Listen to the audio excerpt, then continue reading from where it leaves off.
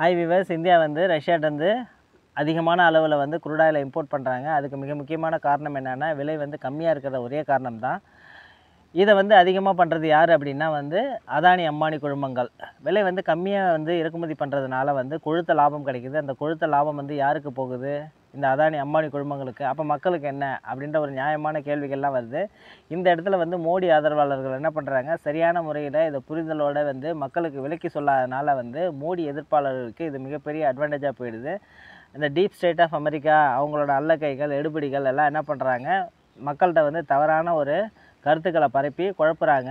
அவங்க ஏதோ வந்து மத்திய அரசாங்கம் வந்து மக்களுக்கு வந்து தீங்கு இழைக்கிறதாகவும், பெட்ரோல் டீசலில் வந்து அதிகமான லாபங்களை தனிநபர்கள் வந்து எடுத்துகிட்டு போகிறதுக்கு உதவுறாகவும், மறைமுகமாக உதவுறதாகவும் வந்து சொல்லிக்கிறாங்க. 2 நபர்கள், தனிப்பட்ட நபர்கள் பலனடைகிறதுக்காக இந்த அரசாங்கம் கிடையாது. ஒரு அரசாங்கம்ன்றது 140 கோடி மக்களுக்காக தான். இதனால் இதுக்கான வாய்ப்புகள்லாம் சுத்தமாக கிடையாது. இவங்க சொல்கிறதுல எதுலேயுமே வந்து உண்மை கிடையாது. அதை நம்ம பார்ப்போம். இப்போ இந்தமாரி விஷயங்கள் என்ன பண்ணுறாங்க, ஆனந்த் சீனிவாசன் அப்படின்ற நபர்கள்லாம் என்ன பண்ணுறாங்க, பூந்து விளாட்றாங்க. இவர்கிட்ட போயிட்டு நீங்கள் சும்மா ஒரு ஐடியா கேட்டு பாருங்கள், கல்யாணம் பண்ணிக்கிறது நல்லதா கெட்டதா அப்படின்ட்டு.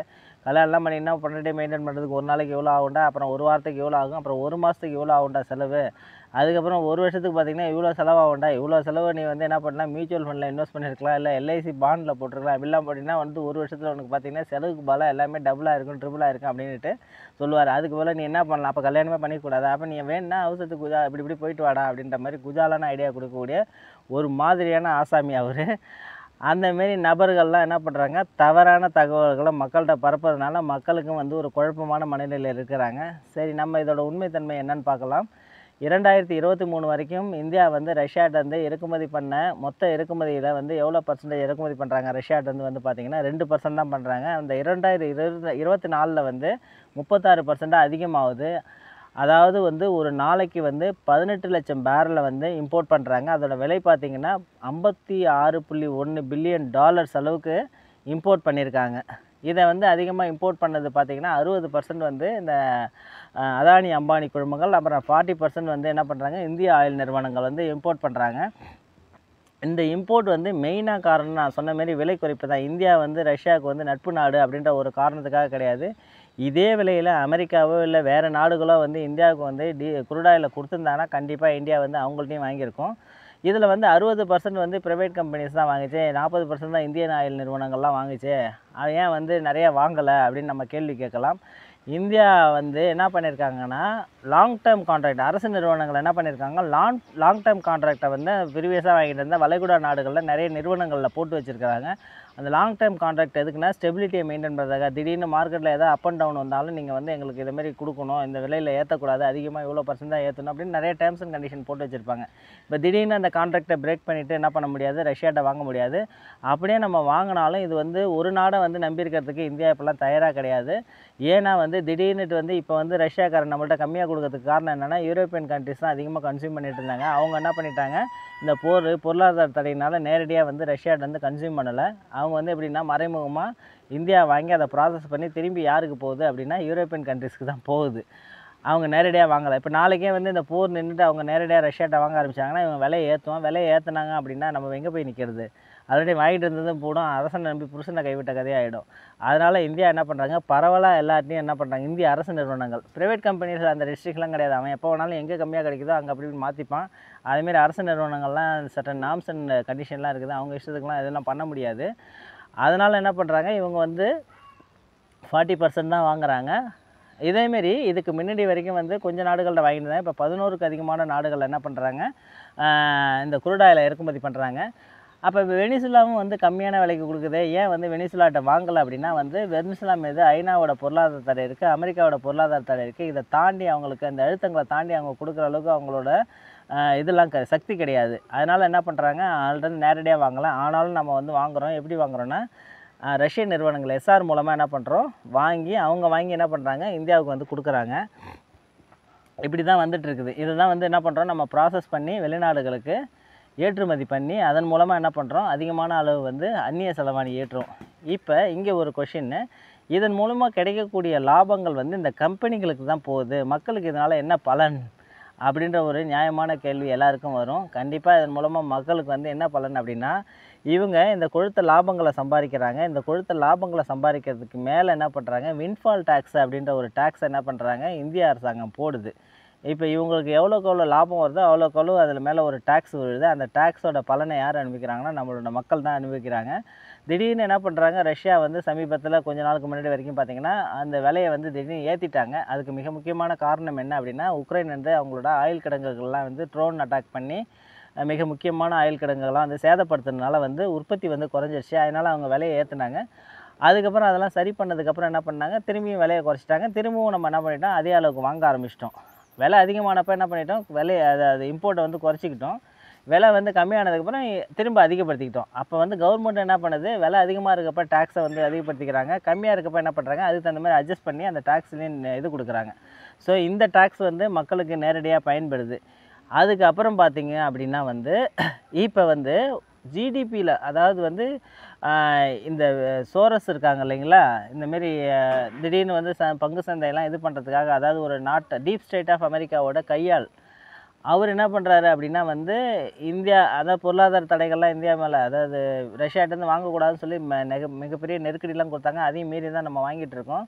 இந்த சோரஸ்ன்ற ஆட்கள்லாம் என்ன பண்ணுறாங்க, இந்தியாவுக்கு ஒரு மிகப்பெரிய பாதிப்பு கொடுக்கணும், எப்படி இவங்க வந்து லாபம் அடைஞ்சாங்கன்னா நாடு முன்னேறிடுமே அப்படின்னு சொல்லிட்டு அவங்களாம் என்ன பண்ணுறாங்க, இந்தியாவில் இன்வெஸ்ட் பண்ண பணத்தை 4 லட்சம் கோடி கிட்டத்தட்ட என்ன பண்ணுறாங்க, எடுக்கிறாங்க ஷேர் மார்க்கெட்லேருந்து. எடுத்தும் இந்தியாவோட பொருளாதாரத்தில் எந்த ஒரு பெரிய இம்பேக்டும் வராததுக்கு மிக முக்கிய காரணம் என்ன அப்படின்னா, இந்த குரூட் ஆயிலை நம்ம ப்ராசஸ் பண்ணி நம்ம என்ன பண்ணுறோம், திரும்பவும் வந்து வெளிநாடுகளுக்கு எக்ஸ்போர்ட் பண்ணுறோம். அது வந்து இந்தியா வந்து அந்த எக்ஸ்போர்ட் பண்ணக்கூடிய குரூட் ஆயிலை ப்ராசஸ் பண்ணி எக்ஸ்போர்ட் பண்ணக்கூடிய டாப் கண்ட்ரியில் வந்து 2வது இடத்துல இருக்கிறாங்க. இப்போ வந்து அளவுக்கு அதிகமான வந்து கரன்சி வந்து வருது. என்ன வருது, வெளிநாட்டு கரன்சி, டாலர்ஸு, யூரோப்பியன் கரன்சி எல்லாமே வந்து என்ன இருக்குது, இந்தியாவுக்கு கையிருப்பாக இருக்குது. இதனால் என்ன பண்ண முடியல, அவங்களால வந்து இந்திய பொருளாதாரத்தை அவங்க நினச்ச மாரி ஆட்டி படைக்க முடியல. இது ஒரு ப்ளஸ் ஆக்சுவலாக. அடுத்தது இவங்க என்ன பண்ணுறாங்க அப்படின்னா வந்து இந்த இதை எல்லோரும் வந்து ஒரே இடத்துல வாங்கியிருந்தாங்க அப்படின்னா என்ன ஆகும், கண்டிப்பாக வந்து டிமாண்ட் அதிகமாகி விலை ஏற்றத்துக்கு தான் வந்து அதிகமாக சான்ஸ் இருந்திருக்கும்.